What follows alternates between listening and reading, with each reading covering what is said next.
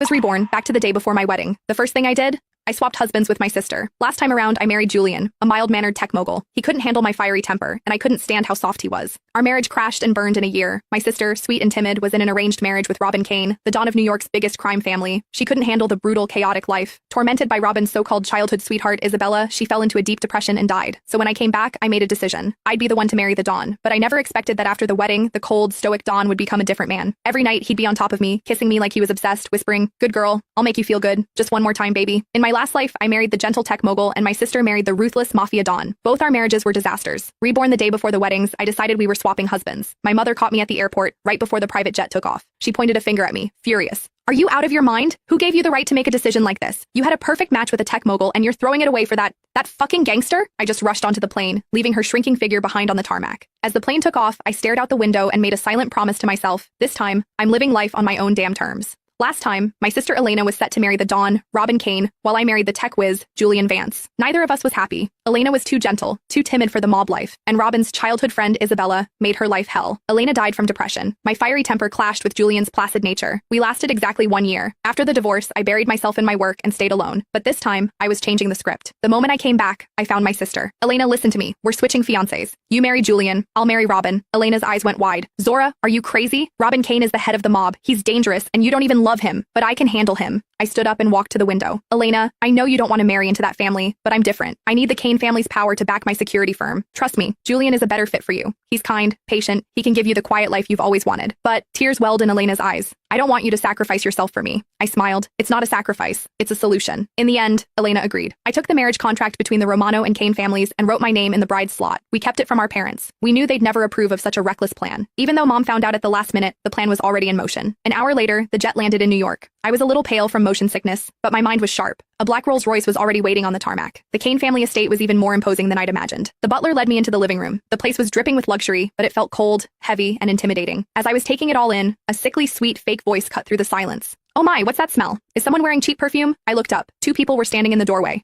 A woman in a ridiculously expensive Chanel suit, looking so delicate a breeze could knock her over, and the man beside her, tall, stone-faced, radiating danger. So this was my future husband and his childhood friend, Isabella. I didn't have time for her bullshit. I stood up and walked straight toward the man. Isabella was clearly not used to being ignored. Her smile froze. I tossed the marriage contract onto the table without ceremony. "Robin Kane, I'm Zora Romano, your fiancé. The contract's right here. If there are no problems, show me to a room. I need a shower and a rest." Robin's eyes flickered from the papers to my face. He said nothing. Isabella looked horrified, probably because she'd never seen anyone speak to the Don like that. She tugged on his sleeve, her voice full of hurt. "Robin, I don't think she likes me. If she'd pulled that on Elena, my sister would have been stammering apologies. But I'm not Elena." "And who are you?"